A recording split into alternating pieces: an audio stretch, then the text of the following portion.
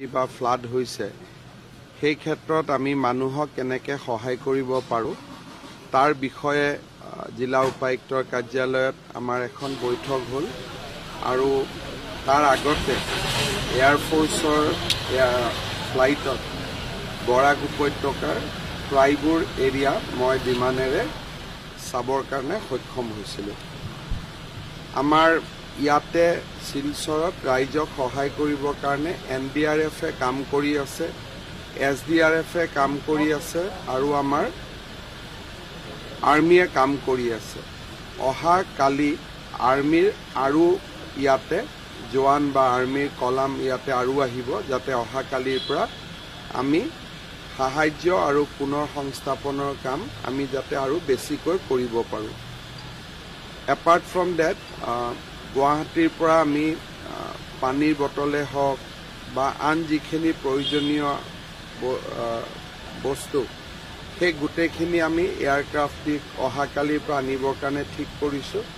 Daily 1 lakh bottle পানী আমি শিলচৰত আনিবৰ কাৰণে চেষ্টা কৰিছোঁ আৰু আজি গুৱাহাটীৰ পৰা APDCL-ৰো ইঞ্জিনিয়াৰসকল আহিব যাতে ট্ৰেন্সফৰ্মাৰবিলাক যিমান পাৰি সোনকালে আমি ৰিচাৰ্জ কৰিব পাৰোঁ।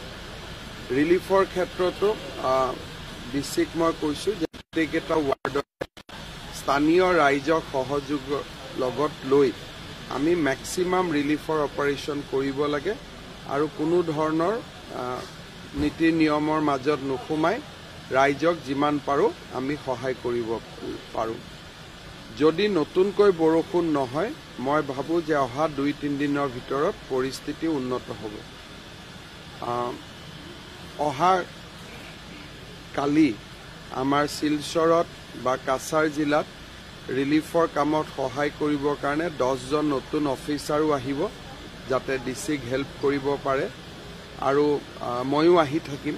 গতিকে মই ভাবোঁ যে অন্ততঃ নেক্সট 48 আৱাৰ্ছৰ পৰা পৰিৱেশটো ভাল হ'ব, প্ৰভাইডেড এইটোৱে যে নতুন বৰষুণ হ'ব নালাগে।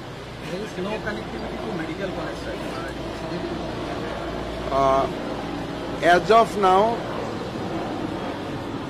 as far as my information is concerned, the medical college has electricity because they have repaired.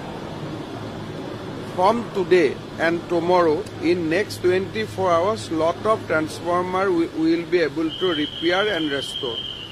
But the transformer which are underwater, that will be difficult to give surge because that might lead to some accident.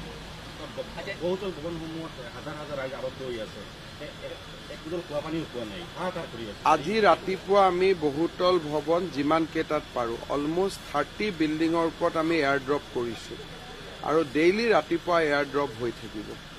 কিন্তু কিছুমান এনেকুৱা আছে যে ওপৰত electricity আছে, tower আছে, তাতে ফ্লাইটটো ৰখিব নোৱাৰে। কিবা এটা এয়াৰ ড্ৰপ কৰিলে তাৰ আগত ফ্লাইটটো ৰখি দিব লাগে, সেইখিনি নোৱাৰে। গতিকে তথাপিতো যিমান পাৰে আজি ৰাতিপুৱা 30 বিল্ডিঙৰ ওপৰত এয়াৰ ড্ৰপ হৈছে আৰু এইকেইটা দিন কণ্টিনিউৱাছলি এইটো চলি থাকিব।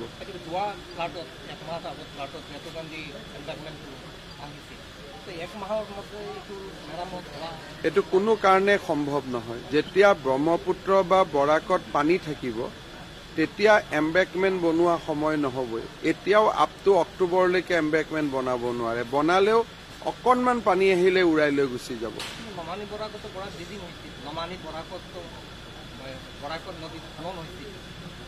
এটা খনন হ'ল, তথাপিতো পানী বেছি আহিলে আৰু নমামিকটো নামানিব নহয়। এইবাৰ তাতকৈ বহুত বেছি পানী আহিছে আৰু বেতুকান্দিটো মানুহে ভাঙি দিছে। সেইটোকে হ'ব ব্যৱস্থা নহয়, সাংঘাতিক ব্যৱস্থা গ্ৰহণ কৰা হ'ব।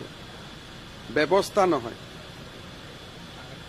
সাংঘাতিক ব্যৱস্থা। যেনেকে মাজে মাজে বৰাকত হৈ আছে তেনেকুৱা সাংঘাতিক ব্যৱস্থাই হ'ব।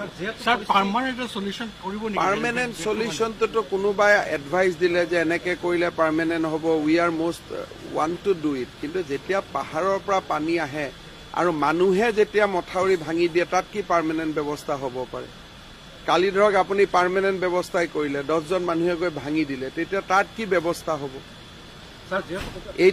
এইটোতো হোৱা ফ্লাড নহয়, ইট ৱাজ ফ্লাড ক্ৰিয়েটেড ফ্লাডত কি ব্যৱস্থা হ'ব পাৰে?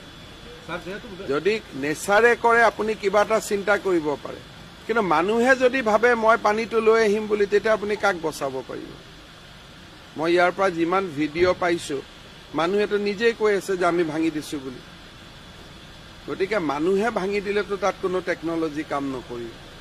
আগৰ পৰা সতৰ্কবাৰ্তা দিয়া হৈছিল, এই যে ভিতৰৰ যিবোৰ আৱাসিক মানুহ আছিল, আৱাসিক অঞ্চলৰ বহুতল ভৱনৰ ফ্লেটৰ মানুহ আছিল, সেইবোৰ মানুহ আগৰ পৰা কিয় ওলাই আনাৰ ব্যৱস্থা কৰা? তেখেতসকল এতিয়া আমি গভৰ্ণমেণ্টে ৱাৰ্ণিং দিব পাৰে, কিন্তু মানুহ অহা নহা এইটোতো ৰাইজৰ নিজৰ স্বাধীনতাৰ ভিতৰত হ'ব নহয়। আপুনিতো ৰাইজক লৈ আহিব নোৱাৰে। চৰকাৰী ভাষাত এডভাইজাৰী দিব পাৰে। ডিচি এডভাইজাৰী দিছে গধূলি 6টা বজাত যে বেটুকান্দি দি পানী আহিছে, আপোনালোক ওলাই আহক। মানা আৰু নামানা সেইটো পাব্লিকে গভৰ্ণমেণ্টে কেনেকে, আপুনি যদি ঘৰৰ পৰা কয় যে মই ওলাই নাহো, আপুনি কেনেকে উলিয়াই আনিব? মানুহকতো আপুনি জোৰ কৰিব নোৱাৰে। এইটোতো আপ টু পিপুল। গভৰ্ণমেণ্টে এডভাইজাৰী দিব পাৰে, কিন্তু মানুহ ওলাই নাহাটো এইটো মানুহৰ নিজৰ চিন্তা যে নহয় মোৰ বিল্ডিং আছে, মই ছাটত থাকিম বা মোৰ ব্যৱস্থা মই নিজে কৰিম, গভৰ্ণমেণ্টে নালাগে। তো মানুহৰ চিন্তাধাৰাৰ ওপৰতো গভৰ্ণমেণ্টে প্ৰভাৱ পেলাব নোৱাৰে।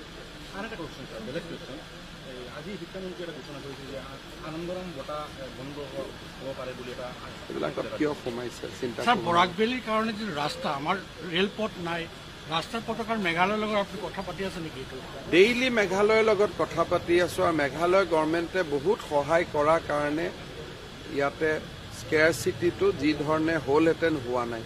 দে আৰ ৱৰ্কিং অভাৰনাইট। ডেইলি মই কথা পাতি আছো, ভিডিঅ' কনফাৰেন্স কৰি আছো ক্লেৰিয়টৰ ডিচিৰ লগত। Every 1 hour we are talking. আৰু কিমান পষ্ট নামিব পাৰে? অহাকালি আৰ্মিৰ আৰু কিছু কলাম আহিব আৰু অফিচাৰো আহিব। যিমান পাৰো আমি সহায় কৰি থাকিম, আৰু আমি টাৰ্গেট লৈছো daily 1 lakh litre water bottle ইয়াত অনাৰ কাৰণে, আৰু 4টা মেচিনো আমি আনিম অহাকালিৰ পৰা, যাতে ইয়াতো আমি ৱাটাৰ বনাব পাৰোঁ। Any arrangement done to amplify the support at civil hospital, because people cannot go to medical college because of the road condition? Civil hospital, I have not discussed that, but now I'll tell DC. I'll tell DC to augment doctors in the civil hospital.